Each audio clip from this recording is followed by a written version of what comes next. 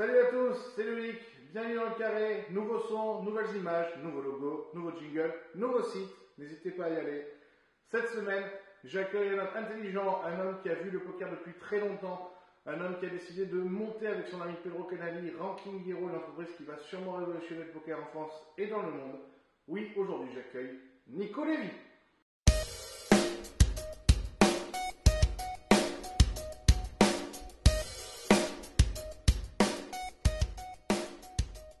Nicolas Lévy, bonjour. Salut Loïc. Je te remercie d'avoir accepté l'invitation. Bah écoute, avec plaisir, ouais. Nico, ça fait maintenant de longues années que tu es professionnel. Pendant très longtemps, tu as été chez la team Winamax. Comment tu as vu évoluer le poker en France? C'est-à-dire, tant que c'était au .com, puis l'explosion du .fr, multiplication des contrats, multiplication des rooms, puis aujourd'hui, un moment plus difficile. Ok, on va commencer cette interview par un moment pas très humble. Ouais, ça fait toujours plaisir. J'ai vu une bonne partie de l'évolution du poker en France, je l'ai vu arriver tout de suite. C'est-à-dire qu'en 2004, voilà, je te dis, c'est pas très humble. Il y a beaucoup de choses qui m'ont surpris, mais il y a beaucoup de choses que j'avais vu venir. Et c'est pour ça que j'ai eu une aussi belle présence dans l'industrie. Quand je suis arrivé en poker, moi ça m'est arrivé en 2003 le poker, en 2003-2004. En 2004, je décide de passer professionnel. Et là, je réalise tout de suite qu'en travaillant bien, le niveau est faible, on peut gagner des chiffres hallucinants. Je gagnais 5 chiffres par mois au bout de 6 mois de travail dans mon poker. Donc, c'est pas des choses. Si on parle de mérite, tu vois, il y a la création, ok, mais il y a aussi la difficulté. Donc, en termes de difficulté, c'était beaucoup trop facile pour peut-être une partie élitiste de la population. Peut-être que j'avais le truc, peut-être que j'ai quand même beaucoup bossé, donc je n'ai pas à m'excuser pour ce que j'ai réussi, mais c'était une trop belle opportunité. Donc j'ai vite senti que ça allait être très darwinien, que beaucoup de gens intelligents ou malins, ou qui avaient cet esprit logique et qui avaient la capacité à rester des heures devant l'ordinateur, des geeks, quoi, pour les appeler comme un chat, allaient découvrir qu'ils pouvaient gagner beaucoup d'argent au poker et qu'ils allaient tous arriver. Et c'est ce qui s'est passé. Les mecs de Magic the Gathering sont tous arrivés, les Russes des échecs sont arrivés, les mecs d'Europe de l'Est sont arrivés, et tout le monde s'est mis à jouer au poker et c'est devenu beaucoup plus dur. Bon, ça encore, c'était pas très dur à deviner. Mais du coup, j'ai réalisé que l'affluence médiatique autour de ça était finalement une des clés de la réussite pour le joueur professionnel, puisque tu pouvais très bien avoir un énorme edge sur la table, mais tu pouvais pas être sûr de l'avoir dans 1 an, 2 ans, 3 ans. J'étais pas sûr à quelle vitesse ça allait aller. Donc je me suis dit, voilà, tu travailles bien, tu mets ton argent de côté, tu essayes de pas trop en claquer, tu mets un chapeau et tu vas faire des photos dehors. Et ça m'a fait découvrir Winamax. Et donc, si tu veux, c'était facile à prédire aussi. Donc, tu vois, je vais calmer un peu aussi mon ego. C'était pas si dur à prévoir parce qu'en réalité, le marché en France a suivi le marché américain avec quelques mois ou années de retard. C'est-à-dire qu'on est arrivé en 2006, 7, 8 en France, avec la grande explosion de Winamax notamment. Winamax Poker Stars, qui ont attaqué le marché français avant la légalisation du truc. Il y avait aussi Poker 770 qui était très présent.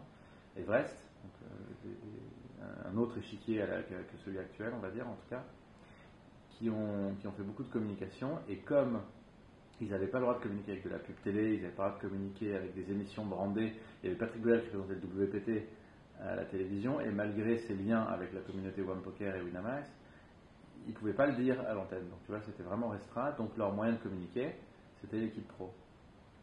Donc j'ai vite fait ma carrière en disant voilà. En plus, ça tombait bien parce que faire que du cash game, faire que gagner de l'argent, faire que raser des fiches, faire des sourires à des gens que tu trouves pas bons et les raser toute la journée, c'était pas ce qui me plaisait le plus dans le poker. Je respecte les gens qui aiment le cash game, il y a des bonnes raisons de faire du cash game, mais pour moi, j'en trouvais pas. Et donc, mon kiff, c'était la compète. Et donc, je suis vite passé je fais des 6 go sur internet, j'ai fait un tout petit peu de cash game. Et à l'époque, c'était du cash game haute voltige, mais parce que le niveau était autre chose.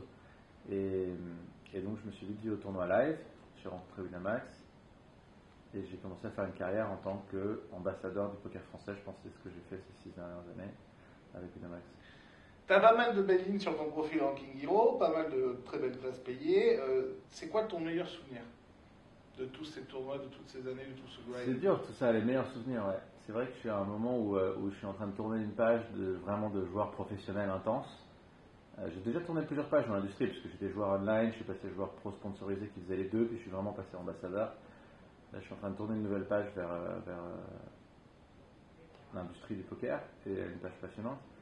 Et c'est vrai que c'est le moment de regarder en arrière, et il y a pas mal de souvenirs qui reviennent, et le premier, c'est fou, hein, le premier souvenir qui me revient, c'est la seule fois où j'ai pleuré du poker. Donc c'est pas un beau souvenir en fait, parce que j'ai pleuré de tristesse. Et j'aime pas raconter des histoires de bad beats, parce que on en a suffisamment qui ont été racontés à la télévision, à la caméra, ça n'intéressera pas. Mais c'était je donne juste le contexte, c'était mon premier gros tournoi live. À l'époque, j'avais un avantage sur le joueur moyen, même si j'étais beaucoup moins fort, c'était il y a 6 ans, mon jeu n'était pas arrivé à maturité, on va dire. J'avais un avantage sur le joueur moyen qui était absolument ridicule, puisque le joueur moyen était absolument ridicule. Et par rapport au standard d'aujourd'hui, évidemment. Et à 18 joueurs left, j'ai 30% des jetons. Je marche sur la table, c'est un des premiers tournois 6 max de l'histoire. Voilà, je fais un carnage pas possible. Et j'ai pris 7 bad beats ou 7 up d'affilée pour finir 7ème. C'est-à-dire qu'à chaque fois, c'était soit un truc brûlant contre brûlant, soit j'avais un 80-20. Il n'y a pas eu un coin flip, que des trucs où je suis devant 7 d'affilée. À l'époque, je réalisais, parce que j'avais joué déjà plus d'1 million de mains sur internet, je réalisais l'improbabilité de la séquence. Je réalisais pas tout à fait, mais je me doutais que c'était très improbable d'arriver avec 30% des jetons à 18 joueurs left et que ce genre d'opportunité se représenterait pas souvent. Et donc c'était un tournoi sur une île, heureusement, donc j'ai pu relativiser en regardant la mer. Et j'avais les yeux dans le vague dans l'océan en me disant waouh, je sais pas quand est-ce que je me retrouverai à nouveau dans cette situation-là. C'est arrivé tout de suite et ça m'a été enlevé. Tu vois, j'ai réalisé la violence du circuit live. Parce qu'online, je jouais 50 tournois par jour, online. Et d'un coup, tu arrives, tu as pris un avion, tu t'es déplacé, tu es au jour 3, tu as les espoirs qui montent. Et j'ai réalisé que le circuit live serait d'une violence phénoménale. Et heureusement pour moi, ça m'a pas coupé l'envie, mais c'est un des souvenirs les plus forts de ma carrière. Et finalement, il est fondateur parce que j'ai appris tout de suite à gérer des choses et ça a vraiment aidé beaucoup dans ma carrière. Quand on regarde ton palmarès, la seule chose qui manque, c'est le gros titre. Tu as souvent été très près de l'avoir. Qu'est-ce qui a manqué pour l'avoir? Le manque de chance, le bon setup au bon moment, c'était encore pas assez expérimenté, c'est quoi? Alors j'ai encore une chance de gagner des titres parce que je vais continuer à jouer quelques tournois en restant ami de Winamax et en restant un peu autour de cette passion. Je pense que je jouerai toujours au poker, mais effectivement, force est de reconnaître, j'ai fait 8 tables finales majeures quand je compte les WPT, EPT, WSOP. J'ai fait en 4 ou 5 autres tables finales dans des gros events autour, ce qui est normal, c'est à peu près le ratio, je joue à peu près 2 fois plus de tournois du triangle d'or par rapport au reste. Donc j'ai une régularité sans faille, je crois, en termes de volume, pourcentage de table finale, je suis top 150 mondial ou top 20 mondial. Mais bon, ouais, je sais pas te dire ce qu'il a manqué parce que si je le savais, j'aurais fini par en craquer une. Il y a une part de chance, c'est sûr, mais mes 5 premières tables finales, j'ai pas gagné un coup à tapis. Devant, derrière, au milieu, pas un coup. Donc, et donc il y en a eu genre 7 ou 8. Donc 7 ou 8. Finalement, tout se joue sur 1 ou 2 coups sur une table finale, 3 maximum. Donc perdre 8 fois d'affilée, c'est sûr que j'avais pas de chance. J'ai sûr que c'était un peu maladie. Et je ne même pas dire. Mais bon, après, c'est sûr qu'il y a des coups que j'ai regrettés. C'est paradoxal parce que ma spécialité c'est les sit and go, donc les tables finales, par définition. Et je me sens très à l'aise avec la pression. À chaque fois que j'arrive en table finale, au tout début, j'avais la jeunesse et la foi en moi d'un jeune qui n'a jamais connu la douleur. Et donc ça, c'est de la force. Et plus tard, au lieu de me renfermer en me disant justement, t'en es à la 5e, t'en es à la 6e, t'en es à la 7e, au contraire, je regardais les autres en disant, vous avez la caméra dans la gueule, vous avez tous la pression, le pro maintenant c'est moi, quoi. C'est mon moment, quoi. Et j'arrivais tout le temps en pleine confiance. Donc je suis pas sûr.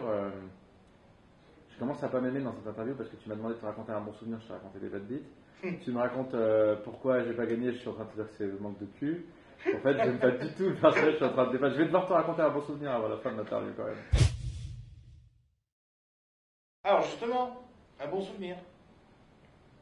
Un bon souvenir. Déjà, toutes les parties de crédit card roulette avec toute l'équipe.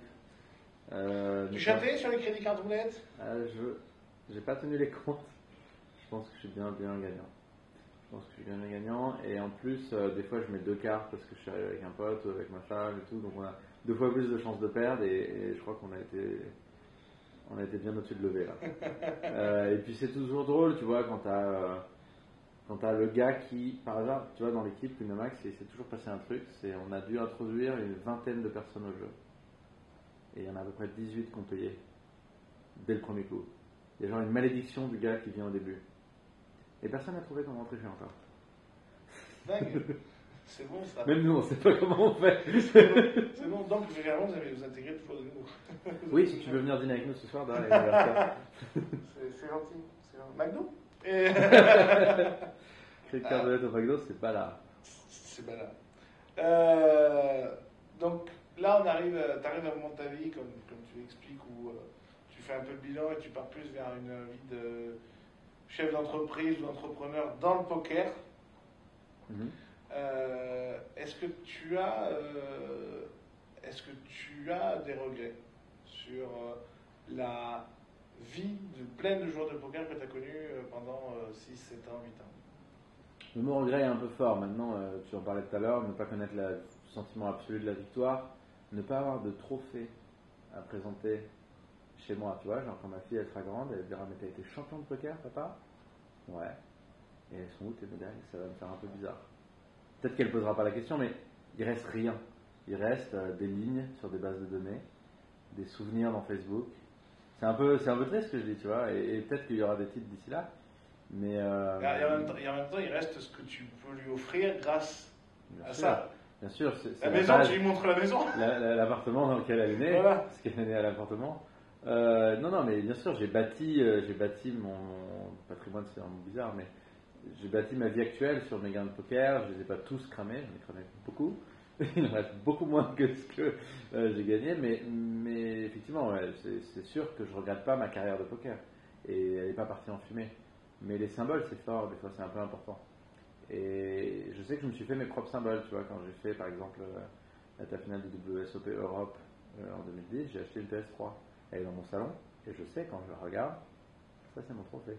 Et à chaque fois que j'ai fait une TL, je me suis fait un plaisir, je me suis acheté un truc. Il y a aussi, et tu le soulignes en parlant, il y a aussi le fait que tu fais partie, j'ai l'impression, d'une génération où on avait encore un peu le sens des réalités. Tu dis, voilà, j'en ai cramé parce que j'ai aimé faire la fête, mais tu as bâti des choses. Alors moi j'ai fait 3 phases. J'avais le sens des réalités, je l'avais plus et je le râlais. Je l'ai gardé pendant très longtemps. J'étais un modèle. Pour te donner une idée du sens des réalités, tu vas te foutre de moi. J'ai fait une feuille Excel avec mon ROI, etc. Mais j'ai commencé quand je jouais des sit and go à l'époque. Je crois même pas que ça existe aujourd'hui. Et c'était avant que Winamax existe. Des sit and go à 10 centimes. Je faisais des sit and go à 10 centimes et je notais mon ROI dessus. Je l'ai rentré dans une feuille Excel. Je faisais un graphe et je notais mon dollar de l'heure. Donc j'étais à 0, et éventuellement, au bout d'un moment, mon dollar de l'heure est passé à 1 dollar de l'heure.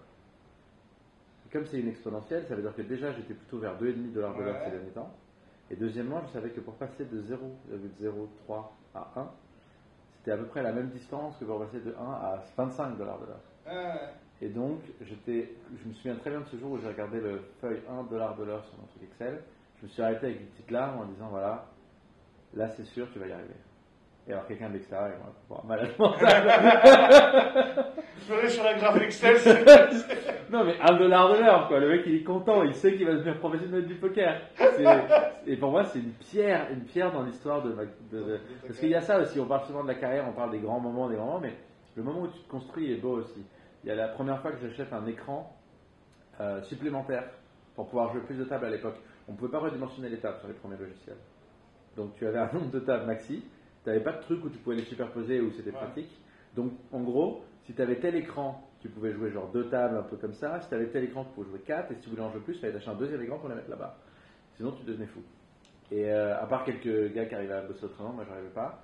Et tu pouvais pas minimiser, donc c'était lié à la résolution directement. Donc bref, peu importe. Je me souviens très bien de l'achat du premier écran. Et puis ensuite son petit frère qui est venu arriver à côté quand j'ai continué à jouer 8 tables. Et là, ça commence à devenir la moulinette du grind d'internet. Donc je me souviens plus quelle était la question, mais voilà. Non, mais le fait que toi tu fais partie quand même d'une génération où vous avez quand même encore un peu les pieds sur le terrain et où vous avez réussi à en garder. Voilà, et j'allais y venir, donc pour te donner un exemple sur ça, quand je jouais beaucoup online, à un moment, je suis passé de jouer 10 balles, 20 balles, à jouer 100 balles, à jouer 1000 balles. Et 100 balles, 1000 balles, là, ça commençait à dépasser mon truc d'étudiant. Bon, je commençais à jouer dans une grosse journée, je pouvais gagner au père de mon loyer, voire 2 fois mon loyer, donc je commençais à le travailler. Je suis allé à la banque, je ne jouais pas en cash, hein. J'ai demandé 2000 balles. Je suis allé poser les 2000 balles sur mon bureau, et quand je gagnais 50 pounds, je prenais un dé de 50 pounds et je le posais là. Quand je perdais 50 pounds, je le posais là. Et comme ça, à chaque fois que j'étais en train de m'énerver, de m'exciter, dans l'euphorie et tout, tu fais, regarde ce que tu as gagné. Et dès que je me disais, ah, j'ai gagné tout ça quand même, je savais que c'était le moment d'arrêter, que j'avais plus la tête à. Tu vois, que les gains ou les pertes me perturbaient ma réflexion. Tant que je réfléchissais en termes de jetons, ça allait. Et dès que je regardais vraiment les billets, c'était plus bon.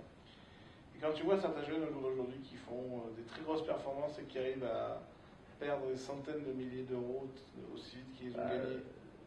Je leur dis dites bonjour au host du Rhino, il se souvient de moi, ça fait longtemps que je ne suis pas allé, mais j'ai fait avant eux, je crois. Malheureusement, il y en a qui le font plus violemment et il y en a qui le font plus longtemps. Mais j'ai pas beaucoup de regrets, mais j'ai un petit peu. Je me suis bien amusé, mais j'ai quand même un petit peu de honte sur certaines soirées, quoi. C'est pas un brag, donc je ne donnerai pas les chiffres et les machins, mais il m'est arrivé de perfer dans des tournois et pas des mines cash et de repartir 3 jours plus tard avec rien. Parce que 3 jours de soirée, boum. Et donc je ne l'ai pas fait souvent, mais quand je l'ai fait, tu l'as vraiment fait. Je l'ai vraiment fait, quoi. En même temps, ça construit aussi ses souvenirs et. Ouais, ce qu'il faut se dire, c'est que moi, la façon dont je rationalise, c'est que tu passes de étudiant à gagner beaucoup, et tu perds des sommes, tu gagnes des sommes, et finalement, tu as du mal à réaliser quelqu'un de normal, entre guillemets normal, donc avec un vrai job, qui fait du vrai travail, dans 9h-5h par exemple. Il sait dire 100 euros, c'est tant d'heures de travail. Il sait le dire. Donc je les perds en 10 minutes, mais ça m'a mis tant d'heures à les gagner.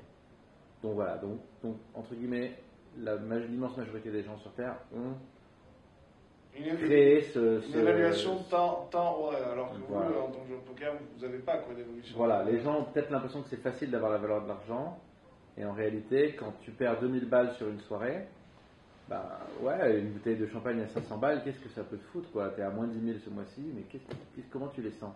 Sauf qu'un mois t'es à moins 10 000, le mois d'après t'es à moins 11 000, en fait t'as fait 500 balles par mois, et t'as dépensé 500 balles par soirée. Et ça, le joueur de poker, il s'en rend pas compte vite. Mais au bout d'un an ou deux, tu regardes à la fin, tu fais, donc cette année j'ai gagné tant, et il reste moins qu'au début de l'année. D'accord. Et donc c'est un truc qui s'apprend, et je dirais que c'est la malédiction de la génération, de toutes les générations de joueurs de poker qui ont commencé genre jeunes, à 18 ans, etc. C'est la malédiction du joueur de poker qui commence jeune et qui doit apprendre la valeur de l'argent tout seul et qui l'apprend pas avec des sommes d'étudiants, mais qui les apprend avec des sommes de chefs d'entreprise. Tu disais donc que tu entames une nouvelle phase dans ta vie dans le poker. Tu passes de joueur à entrepreneur dans le milieu du poker. Tu viens de créer avec Drone Canali et plusieurs personnes autour de vous Ranking Hero. Est-ce que tu peux nous en dire quelques mots? Alors Ranking Hero, c'est un projet forcément formidable, mais vraiment parce que ça fait des années que j'entends parler de projets dans le poker, les gens, j'ai l'impression, me font confiance, viennent me voir avec des idées, viennent me voir avec des débuts de projet. Il y en avait des bien, il y en avait des moins bien. C'est la première fois que je trouve une idée qui est vraiment très chouette pour le futur de l'industrie, qui cherche à améliorer le poker pour les joueurs, qui cherche à améliorer le poker pour les prestataires de services, qui résout des problèmes en fait, qui résout des tonnes de problèmes et qui rapproche les gens. Donc j'ai tout de suite accroché avec l'idée. Et en plus, c'est une équipe que des gens en qui je peux faire confiance. J'ai pas besoin, j'ai signé des contrats en bulgare. Les mecs, je peux leur donner les clés de chez moi, il n'y a pas de problème. Donc, alors que je suis quelqu'un de méfiant. Donc, c'est pas genre un truc pour je te donnais là-dessus. Et donc je peux m'éclater avec des gens passionnés. Quasiment tout le monde dedans a des pourcentages, tous les gens qui travaillent dedans ont des pourcentages. Donc, c'est pas non plus une société qui exploite des gars avec un fouet. C'est vraiment une équipe de passionnés qui bossent ensemble, où chacun a sa spécialité, et c'est exactement comme ça que je veux travailler avec les gens, essayer de pas avoir trop de liens hiérarchiques et de chacun s'éclate.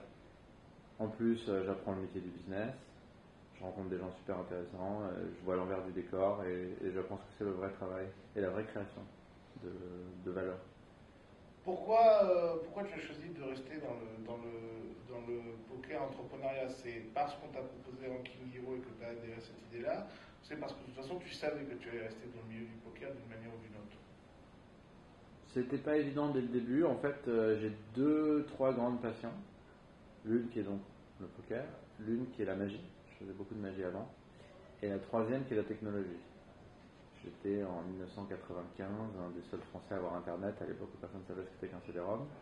Mon père était passionné, un des premiers geeks avant que le terme existe. J'ai fait mon premier site web, le HTTP n'existait pas, enfin le HTML n'existait pas quand j'ai fait mon premier site web.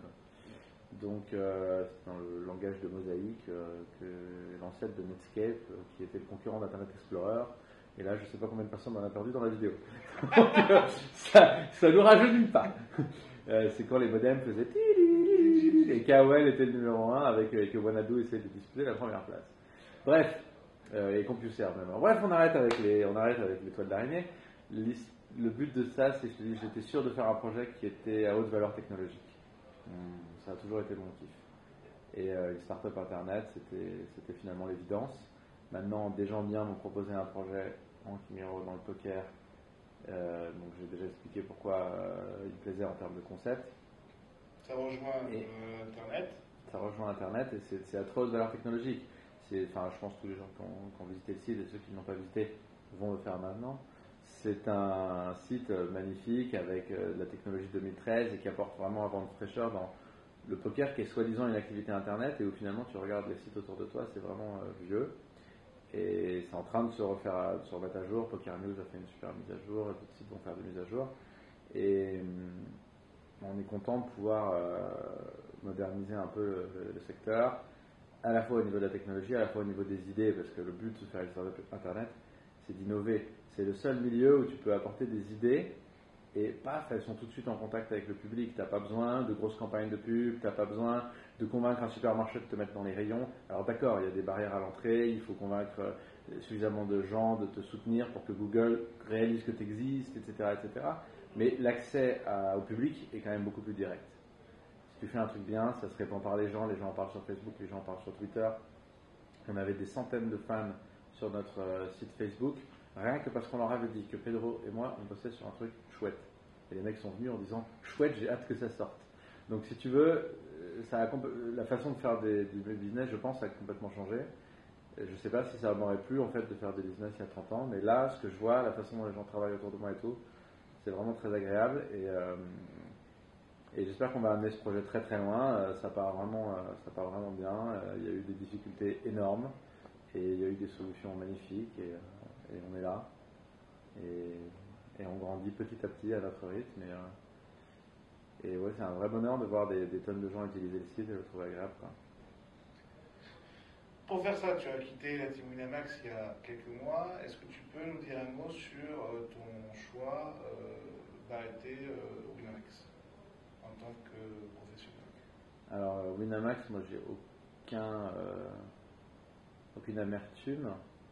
C'est une aventure humaine qui a été incroyable. 6 ans de contrat, c'est sur le podium des contrats les plus longs de l'histoire du poker en France. Ils m'ont fait une confiance invraisemblable toutes ces années. On est toujours en très bon terme, évidemment. Je continue à jouer des tournois et à porter le logo parce que je sens que je fais partie de cette famille, quoi. Pour moi, c'est vraiment une famille. On s'est engueulé, on s'est embrassé, on s'est à tous les niveaux, que ce soit les employés, les patrons et surtout l'équipe. C'est vraiment ma famille. Et il y a un moment dans ma vie où je suis devenu père de famille, où je suis devenu créateur d'entreprise et où je dormais plus la nuit. Et donc il a fallu faire des choix. Winamax de son côté cherche également à donner la place aussi aux autres, quoi. Il y a un moment où il faut savoir dire que ma passion pour le poker en tant que joueur, elle diminuait. Et je m'éclate beaucoup plus à faire peu de tournois, mais à les choisir plus, à me sentir moins de pression à faire l'état, à être moins dans l'œil de la caméra et à pouvoir développer des choses à côté. Donc pour moi, c'est un équilibre qui me convient vraiment bien. Et tant que je peux me faire plaisir sur des beaux events de temps en temps, me permettre, rester un petit peu compétitif et en même temps développer mes projets et apporter ma pierre d'une autre façon à l'industrie du poker, je peux pas rêver mieux. Tu as vu le marché français évoluer. Est-ce qu'il y en a qui sont pessimistes aujourd'hui sur l'état du marché, sur les problèmes liés au fisc, à la pression fiscale, au REC avec Ranking Hero, tu essayes d'apporter un peu de fraîcheur au niveau français, mais au niveau mondial aussi. Est-ce que toi, tu restes optimiste sur l'avenir du marché français du poker? Alors d'abord, j'ai énormément envie de me gratter le nez et normalement c'est pris comme un signe que ça va pas du tout et que c'est du stress. Parce que je peux me gratter le nez et tu n'y verras ni que je suis en stress ni que j'ai 10-10 ou je sais plus ce que c'est le nez. Ouais. Bref, l'industrie du poker en France c'est difficile parce que évidemment d'abord il y a une marge où le marché est saturé. Quand les gens découvrent tous le poker, et ben, au bout d'un moment tu peux pas croître jusqu'à... c'est fini au bout d'un moment. Donc la croissance en termes purs du poker tel qu'on le connaît aujourd'hui, elle ne peut pas aller plus loin vraiment, elle peut bouger à la marge, mais tu ne vas pas avoir une explosion de x2, x3, x4 comme il y a eu entre 2007 et 2010, c'est pas possible. Par contre, le poker se développe aussi plus bas, et je crois que c'est ça que l'industrie a oublié longtemps, et là où Ranking Hero a apporté aussi beaucoup, c'est que jusqu'à 2013, donc, j'ai presque envie de dire jusqu'à ce qu'on arrive, il n'y avait que Zynga ou Bank of Poker ou d'autres projets comme ça qui s'intéressaient, et les clubs bien sûr, qui s'intéressaient aux petits joueurs, même si j'aime pas le terme. Et donc le modèle c'était, voilà, vous êtes un joueur qui ne rapporte pas d'argent parce que vous jouez pour pas d'argent, devenez une star, vous avez joué pour du vrai argent, vous avez une chance de gagner des millions. C'était ça le modèle. Le logo des WSOP, la phrase, le slogan des WSOP, c'est n'importe qui peut gagner. Voilà, c'est écrit. C'est un modèle qui est pas mal. C'est un modèle qui vend le poker en tant que sport, mais aussi en tant que loterie. Donc c'est pour ça qu'on a eu cet éternel débat. Est-ce que le poker est un sport ou est-ce que le poker est un jeu de hasard? Et puis finalement, quelqu'un dit non, le poker est aussi un jeu de société. C'est aussi une activité sympa. C'est aussi un truc où des gens autour d'une pizza jouent pour 2 euros, se marrent et font des combats mentaux, stratégiques, fun. Et donc, Ranking Hero, on essaye de faire le grand écart parce qu'on pense que c'est tout. En fait, c'est tout à la fois. Pour certaines personnes, c'est un moyen de se faire un kiff et d'avoir une chance de gagner gros. Pour certaines personnes, c'est un jeu stratégique ultra poussé qui se vit comme un sport. Et pour d'autres personnes, c'est une activité fun. Et on cherche à valoriser l'activité de chacun. Quoi que tu aies accompli dans le poker, quel que soit ton parcours, puis en étant évidemment, comme vous le savez, au croupier, au directeur de tournoi, aux journalistes, quelle que soit ta raison d'être passionné de poker, ça a de la valeur, tu as une raison t'as une raison d'être là et t'as pas à essayer d'être quelqu'un d'autre en fait. Et chacun peut être bien à sa place, c'est ça que j'aime bien dans ce projet. Ça dit pas aux gens, devenez quelque chose d'autre que vous n'êtes pas, sinon vous n'êtes pas adéquat. Tu vois, des fois des pubs te disent, il te faut absolument le dernier pantalon stretch parce que sinon c'est pas bien. T'as le truc de la mode l'année dernière. Et c'est un peu le truc, tu sais, comment la société de consommation qui te pousse sans arrêt à te conformer. Nous on dit pas ça, nous on dit voilà, montre ce que tu as fait, sois fier de qui tu es. Et bon, ça se voit dans nos campagnes et je pense que ça se voit dans nos produits. Et on y croit vachement. Et donc, pour revenir sur ta question, l'avenir du poker en France, je crois qu'il est dans accepter qu'il y ait plein de formes de façons de jouer au poker, les valoriser toutes et apporter des outils dignes de ce nom à tous, parce que les applications de poker social sont souvent beaucoup plus faibles que les applications de poker payant. L'intérêt, l'offre qui est faite pour un joueur est beaucoup plus faible et c'est en train d'évoluer doucement. Et je pense que le rebond du marché, peut-être pas dans les mois à venir, mais dans les années à venir, c'est vers là que le marché évolue. Et c'est très bien, il y aura toujours de la place pour tous les types de joueurs, mais il faut se concentrer sur tout. On connaît ton amitié avec beaucoup de joueurs français et internationaux. Quelle est la plus belle rencontre que tu aies faite au poker? S'il faut en éliminer... Allez, ou les plus belles, allez, les plus belles, si tu veux mettre Imagine que tu 3 enfants et qu'on te demande lequel est ton préféré, quoi. C'est dur d'en choisir un, non, il y en a des tonnes. D'un côté, tu as des énergumènes que tu ne peux pas qualifier, comme David Iquitaï, mais dont tu peux que tomber amoureux d'une façon platonique, évidemment. Non, il y en a tant.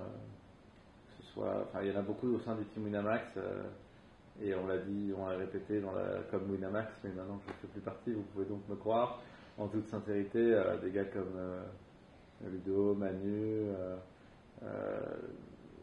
des gars comme Tristan, Clémençon, Johnny, tous quoi, c'est des mecs en or. On a partagé une aventure humaine tellement incroyable. Et Almira, qui est quelqu'un que je vous souhaite à tous de rencontrer. Et en dehors du team, ça va faire un peu liste des Oscars, j'ai l'impression, cette histoire. Mais j'aime beaucoup les gens et j'ai rencontré beaucoup de gens incroyables dans le poker.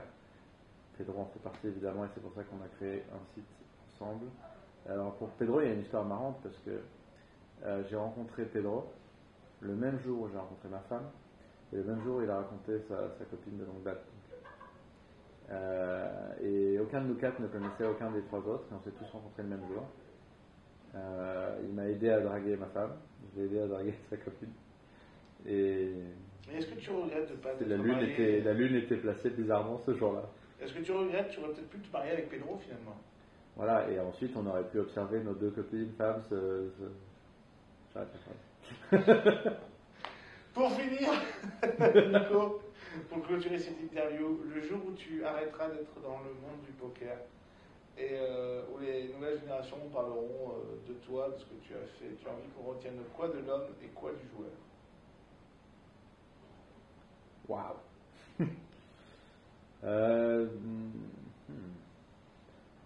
Bon, en tant que joueur, je pense que j'ai été précurseur. Et peut-être que beaucoup de jeunes aujourd'hui s'en rendent pas compte, parce que il y avait tellement peu de choses écrites à l'époque, il y avait tellement peu de choses bien écrites. Les meilleurs livres que j'ai lus sont les livres de Dan Harrington, le livre de Cloutier, l'information était nulle à l'époque, nulle. Et c'est pareil, chacun à son étape, si tu veux. Les mecs, ils ont fait un truc avec ce qu'ils avaient, et ils ont amélioré, ils ont posé leur pierre. Et il ne faut pas les critiquer pour ça. Par contre, si on compare avec ce qu'il y a aujourd'hui, les sites de coaching, machin et tout ça, les forums, ça n'a rien à voir. Donc, j'ai l'impression d'avoir été un pionnier, j'ai l'impression d'avoir apporté ma pierre à définir ce que c'était qu'être un bon joueur. Je me souviens d'une main que j'avais postée sur WAM et sur Club Poker, qui a fait peut-être 10 pages de Fred. Et si tu regardes dedans qui a participé et qui en a parlé, il y avait des jeunes gars pas connus comme Ludovic Laquet, comme Guignol, etc. Et pareil sur 2+2 où j'ai été très actif. Donc j'aimerais bien être reconnu comme un des gars qui a aidé à améliorer le poker et l'amener vers un jeu de stratégie de plus en plus poussé. Je ne sais pas si c'est mérité, mais en tout cas moi je me vois plus comme ça. Et ma force ça a été de savoir inventer le poker alors que c'était pas déjà inventé, c'est beaucoup dire, mais d'avoir trouvé le jeu au lieu de juste le lire et de l'apprendre. Et de l'avoir enseigné aussi, parce que j'ai fait beaucoup de choses pour communiquer, que ce soit dans les vidéos qu'on a fait avec Unamax, dans les articles, notamment dans Live Poker, que ce soit dans les médias, enfin bref. En tant qu'homme, c'est vraiment compliqué ta question, mais s'il y a une chose dont je suis fier, et j'y tiens, c'est d'avoir été très très rigide avec mes valeurs morales et mes valeurs éthiques. Je pense que tu trouveras aucune vidéo où même mes gros jetons sont une fois légèrement derrière les petits jetons, où les stacks sont mal foutus. J'essaie d'être irréprochable parce que je considère que ça ne fait pas partie du sport, que d'essayer de tromper l'adversaire avec des subterfuges qui seraient hors du cadre du jeu. Il y a des subterfuges qui sont bien évidemment autorisés. Tu as le droit de mentir sur quelles sont tes réelles intentions, mais tu n'as pas le droit de mentir sur quelle est ton action. C'est ce que tu as fait. Il y a une fois, en 9 ans de poker, on m'a accusé une fois d'avoir fait peut-être un angle shoot. Et c'était pas vrai. Et ça, sur la vidéo, on a l'impression que c'est vrai, mais c'était pas vrai. Et donc, en 9 ans de carrière, 2 millions de mains jouées sur Internet et des centaines de tournois live, je suis assez fier d'avoir jamais d'avoir jamais dévié d'un haut de morale éthique.